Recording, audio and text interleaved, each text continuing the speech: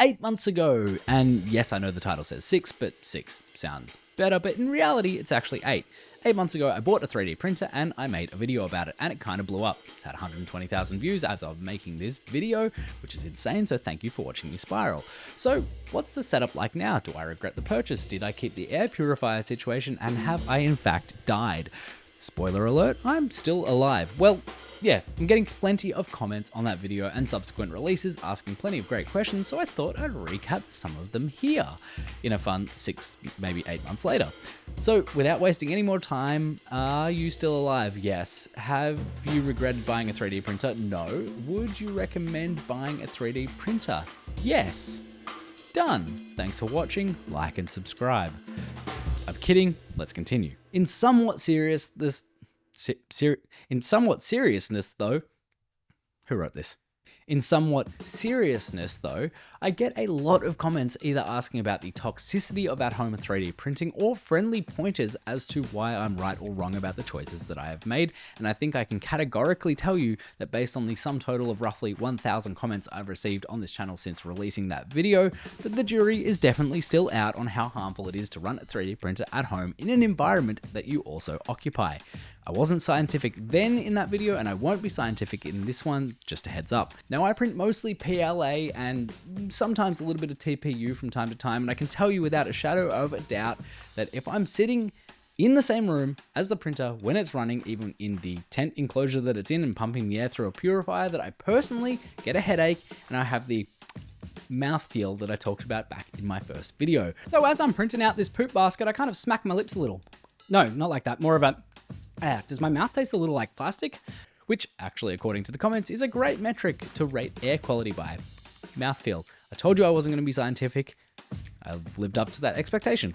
And then there will be the people that tell you that you're crazy, that you've got a weird mouthfeel and a headache because it's just PLA and it's made from cornstarch, and if it's technically compostable, then how can it be bad for your health? And that if anything, it's the heating up of the hot end that is actually giving you that reaction. And then there's the people that will tell you that you shouldn't even look at a 3D printer, let alone plug it in within the 4+ walls of your house, let alone run it within said 4+ walls, let alone be in the room when it's running, even if it is just PLA. And if you're printing with PETG or ABS, then get the holy water out because you are past saving, my friend.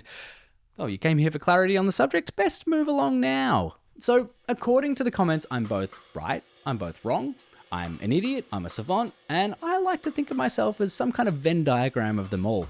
So, am I still running the Frankenstein's monster of a setup that we saw in the first couple of videos? Yes. Cut away to the shot of my printer. The room has been somewhat rearranged since then, but yes, the printer is up on top of the workbench with the AMS light on top of that with the 3D printed mount. I have the air purifier hooked up to the outlet on the back of the tent, and I have the fan blowing cool air across the components that were formerly passively cooled. Yes, that was also another great comment, or a ton of comments that I actually got on the first video and subsequent videos, because I did actually point out in that video that Bambu Lab says don't put the A1 in an enclosure. Case? Don't get a case for the A1, they're not designed to be hot. Okay, great. Because of the aforementioned components that don't get actively cooled. They're passively cooled. They require air running around underneath the machine to keep it cool. I did address this in a subsequent video, but I created what is probably one of the ugliest components ever made. So I ended up forcing some air under the machine via an external fan, which should keep me safe for many days to come. Probably not warranty safe given how much I've documented this process, but safe enough that the machine will keep working. Your mileage may vary. I don't encourage you to go and print out this part because it is ugly as sin. So what am I actually using the 3D printer for? Well, in all honesty, getting it kind of coincided with accidentally starting this channel, so I was really trying to focus on finding cool projects that I could work on and then film and document and make content about, which is all good and well until life gets in the way and you get zero time to do that. Kind of explains the tumbleweeds in these parts over the last couple of months, doesn't it? But really, I've just been printing everyday, fun, functional things for around the house. It was my kid's 2nd birthday recently, and see earlier note on life getting in the way and not having time to run a hobby YouTube channel about a hobby. Anyway, it was my kid's 2nd birthday recently, and we got him one of those little stand-up kitchen things, which he loves, but it needed some extras, so I 3D printed this fry pan, an egg, and a spatula. He specifically wanted blue, don't judge him, he's 2 years old. Oh, and he's low-key obsessed with hot chips, and don't worry, we do feed him properly outside of the this chip obsession, but I did end up printing him a set of hot chips, which he takes great pleasure in preparing for me in the toy oven most days. And I printed this little boat for the bath that fits Duplo toys inside that someone made. And I also got kind of obsessed with printing fidget toys recently and made a bunch of them for my friends.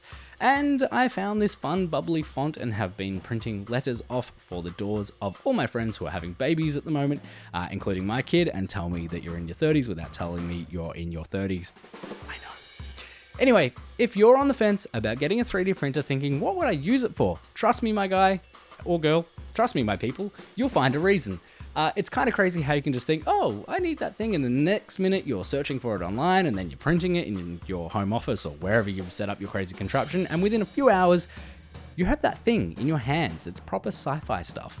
Now, I've well and truly lost my train of thought for whatever this video was going to be. Anyway, I think I just wanted to check in, say that I'm still alive, put rest any rumors that the PLA had finally got me, and say thanks for watching these silly little videos that I've been making about this fun little hobby. And for those of you who are leaving in-depth, long, really thoughtful comments, you are the lifeblood of hobbies on the internet, and I applaud you, and so should everyone else. And if you see a comment like that on one of my videos or anywhere else on the internet, really engage with it, because those people who are really passionate enough to put it in a YouTube comment are the people you need to learn from, and that's what life is all about, right? Peace.